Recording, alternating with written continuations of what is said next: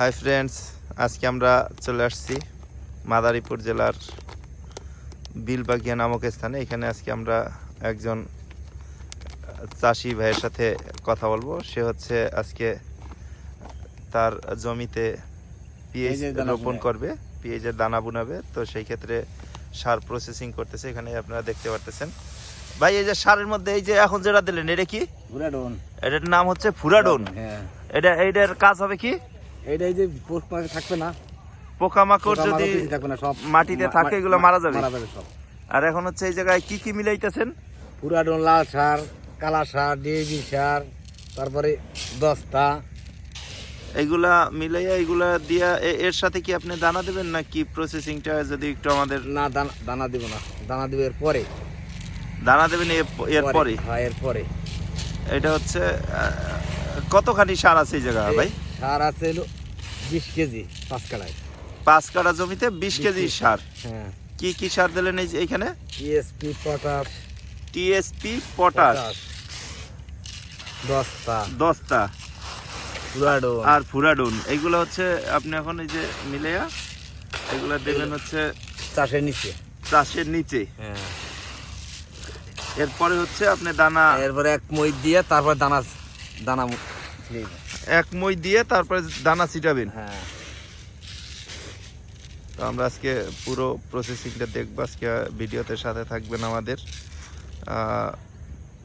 বাসার বাড়ির জিতেন বাসার, তার নাম। তার নিজের জমিতে সে আজকে পিএইচের দানা রোপণ করবে। তো সার প্রসেসিং করে নিল, আপনারা দেখলেন। তার জমি হচ্ছে এই যে এইটা, এই জমিতে সে আজকে পিএইচের দানা রোপণ করবে। ট্রাক্টর আসার পরে হচ্ছে সে, ট্রাক্টর আসার আগেই সে হচ্ছে সার জমিতে ছিটিয়ে দিচ্ছে। আপনারা দেখতে পারতেছেন। এই সার ছিটিয়ে দেওয়ার পরে হয়তো জমিতে আরো কিছু কাজ আছে। হ্যাঁ, আরো এক চাষ হবে এই সার ছিটানোর পরে। এখন ভাই, আপনার এই যে পিএইচটার নামই হয়ে গেল না? নামই তো হয়, একটু একটু নামি। এই যে আমরা যে বিলে এখন আছি, এই বিলের আসলে কয়বার জমিতে কয়বার ফসল হয় দাদা? 3বার ফসল হয় এই জমিতে। কি কি ফসল হয়? এই দানা বুনাবো, তারপর পাট বুনাবো, আবার ধান লাগাবো। দানা মানে এই যে পিএইচ একবার লাগাইতেছেন, তারপরে পাট বুনাবেন, তারপর আবার ধান, তারপরে আবার ধান, তারপর আবার পিঁয়াজ, তারপর আবার পিএইচ। হ্যাঁ। আমরা আজকে পুরো প্রসেসিংটা তার কাছে জানবো এবং দেখবো, আপনাদের দেখানোর চেষ্টা করব। এখন হচ্ছে পিএইচ এর মৌসুম।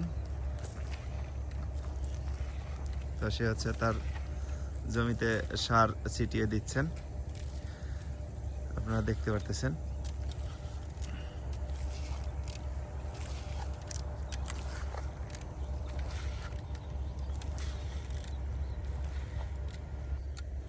দেখছেন পিএইচের দানা রোপণ করার জন্য সে তার জমিতে সার এবং ফুরাডন এগুলো হচ্ছে মিশিয়ে ছিটিয়ে দিচ্ছে, যেন পোকামাকড়, তার ফুরাডনের কারণে হচ্ছে পোকামাকড় দূর হবে। পোকামাকড় তার ফসলের কোনো ক্ষতি করবে না এবং সারের মাধ্যমে মাটি উর্বর হবে। এখন হচ্ছে জমি চাষ দেওয়ার পরে এখন দানা ছিটিয়ে দিচ্ছে পিএইচের। আপনারা দেখতেছেন যে একজন কৃষক, সে তার জমিতে পিএইচের বীজ রোপণ করতেছে। ভাই, কয় চাষ দিলা জমিতে? 4 চাষের পরে মই না? 4 চাষের পরে মই দিয়ে সে তার জমিতে পিএইচের দানা ছিটিয়ে দিচ্ছে। তো আপনারা দেখতে পাচ্ছেন, এটা হচ্ছে বিলবাগিয়ার একটি চিত্র।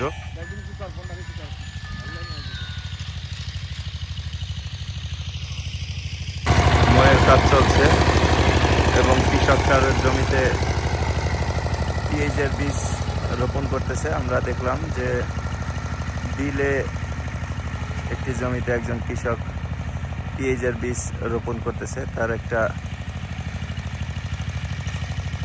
ভিডিও আমরা করার চেষ্টা করলাম, আপনাদের দেখানোর চেষ্টা করতেছি যে কিভাবে বিলের জমিতে পেঁয়াজের বীজ রোপণ করা হয়।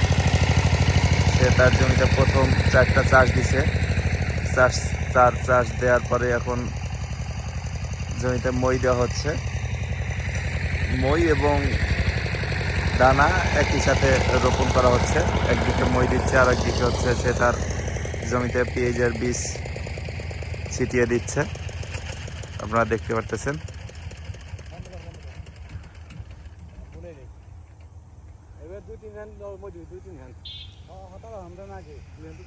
চলছে পেঁয়াজের দানা রোপণ কার্যক্রম, দেখতে পারতেছেন একজন কৃষক তার জমিতে পেঁয়াজের বীজ রোপণ করতেছে। পেঁয়াজের বীজ এর আগে হচ্ছে সে সার, পটাশ, তারপরে হচ্ছে ফুরাডন ইত্যাদি ছিটিয়ে দিছে, তারপরে হচ্ছে আবার একটা চাষ দিছে, মই দিছে, এরপরে হচ্ছে সে পেঁয়াজের দানা রোপণ করতেছে। দানা রোপণ হয়ে গেলে এরপরে আবার একটা বা দুইটা মই দেবে। মই দেওয়া শেষ হইলে তার আজকে পেঁয়াজের দানা রোপণ শেষ হবে। এরপরে হচ্ছে দানা যখন গজাই যাবে তখন হচ্ছে তার জমিতে আবার পানি দিয়ে ভিজাইতে হবে।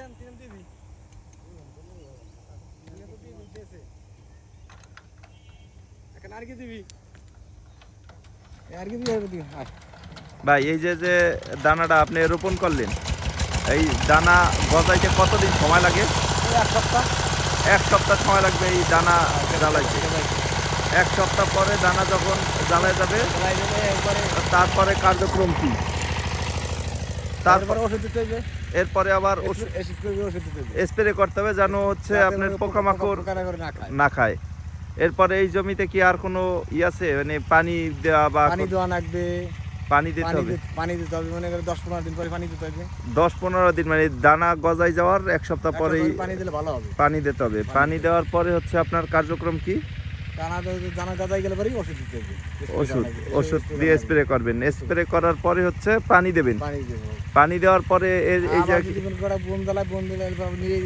আবার যদি কোনো জঙ্গল হয় জঙ্গলটা পরিষ্কার করতে হবে। দানা মানে এই দানার ভিতরে কোনো জঙ্গল রাখা যাবে না। আচ্ছা, এই পেঁয়াজের জমিতে কোনো জঙ্গল থাকতে পারবে না। থাকতে হবে না, একটা জঙ্গল থাকতে হবে। আর ওইদিকে তার জমিতে আপনারা দেখতে পাচ্ছেন মইয়ের কাজ চলতেছে, সে মাত্র দানা রোপণ করলো। ভাই এই 5 কাঠা জমিতে কতগুলা দানা দিয়েছেন? 5 কাঠা দিল 500 গ্রাম। 500 গ্রাম মানে কাঠায় 100 গ্রাম করে দানা দিতে হয়। আচ্ছা, আমরা এই যে দেখলাম, এরপরে আর একটা ভিডিও তৈরি করবো, তখন তার দানা যখন গজাবে তখন